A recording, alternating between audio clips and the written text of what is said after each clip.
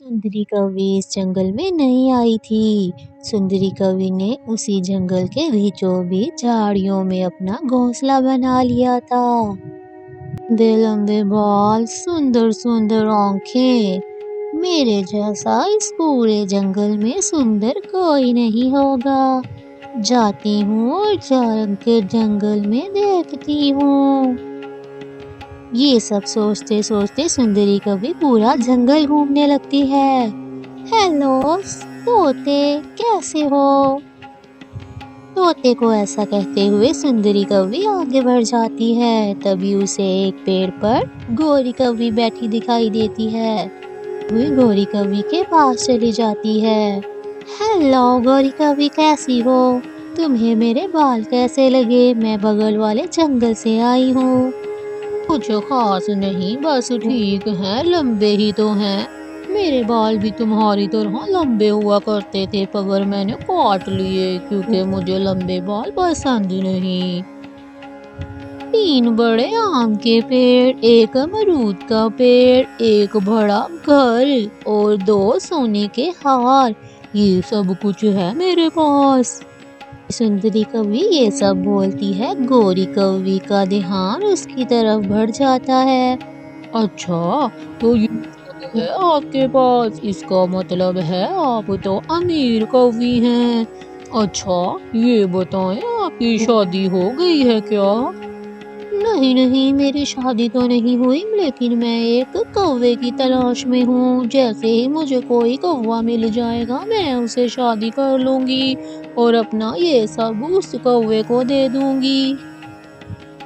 अच्छा, तो क्या सोने के हार भी?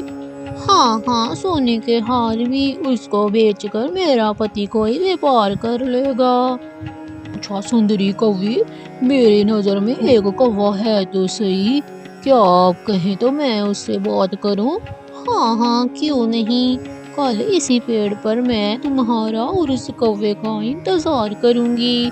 मैं उससे मिलना चाहती हूँ। ये कहकर सुंदरी कौवी वहां से चली जाती है और गोरी कौवी भी तुरंत ही वहां से भागती है। वो जब घर पहुंचती है तो उसका पति सोया हुआ था। कालू जी, उठो उठो, हर समय बस सोए ही रहते हो। अभी तो गोरी सोया था मैं, तुमने फिर जगा दिया। कालू जी, मेरे कहने पर एक काम करोगे? आप दूसरी शादी कर लो। शादी का सुनते ही कौवा तो हैरान रह जाता है। क्यों गोरी, दूसरी शादी? तुम्हारा दिमाग तो नहीं खराब हो गया जो बहकी बहकी बातें कर रही हो? तुम्हारा एक का तो पेट मुझसे भरा नहीं जाता, मैं दूसरी को कैसे पालूंगा? ये कालू जी, वो बहुत अमीर कौवी है। अगर तुम उससे शादी करोगे तो मुझे सोने के 2 बड़े बड़े हार मिलेंगे। प्लीज सोच लो गोरी, बाद में मुझे बुरा भला मत कहना।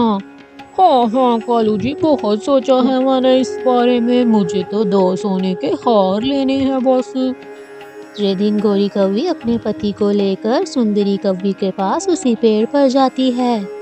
सहेली, क्या ये है तुम्हारा जो बताया हुआ कौवा? हाँ हाँ, यही है वो कालू कौवा। ये तो बुढ़ा कौवा है। हाँ, लेकिन नहीं नहीं, चलेगा चलेगा, मैं करूंगी इससे शादी। कर तो कौवा खुशी से उछलने लगता है। अभी तो मैं जवान हूँ, अभी तो मैं जवान हूँ, मेरी उम्र तो बस 80 साल है, अभी तो मैं जवान हूँ। सुंदरी कौवी, तुम्हें पता है ना 2 सोने के हार? हाँ हाँ, मुझे पता है। हाँ, गोरी कौवी अपने हाथों से ही अपने शौहर की दूसरी शादी कर देती है। सुंदरी कौवी, चलें अब? कहाँ? तुम्हारे बड़े घर। नहीं नहीं, मैं अभी 2-4 दिन इनके साथ इनके घर पर ही रहूंगी, क्योंकि ऐसे तो सभी पक्षी जंगल के मुझे कहेंगे कि मियाँ लेकर भाग गई।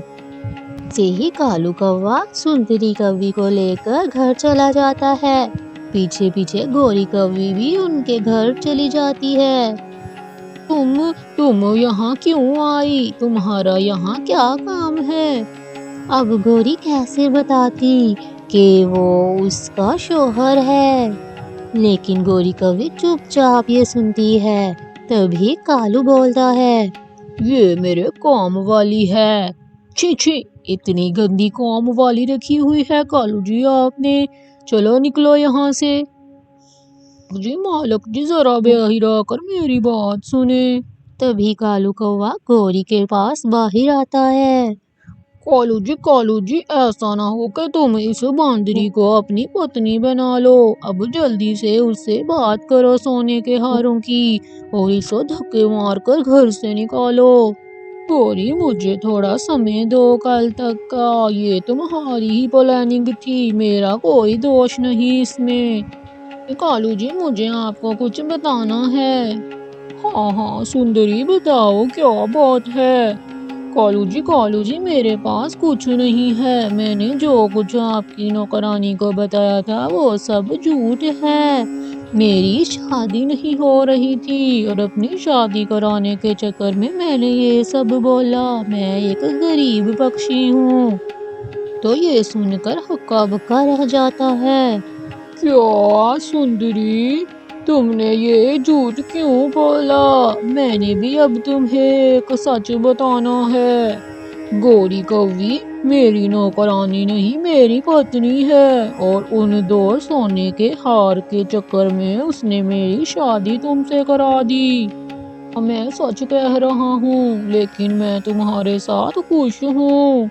कालू कौवा तो बहुत खुश था, क्योंकि उसकी पत्नी को सोने का हार मिले या ना मिले, उसकी बीवी तो दूसरी आ गई।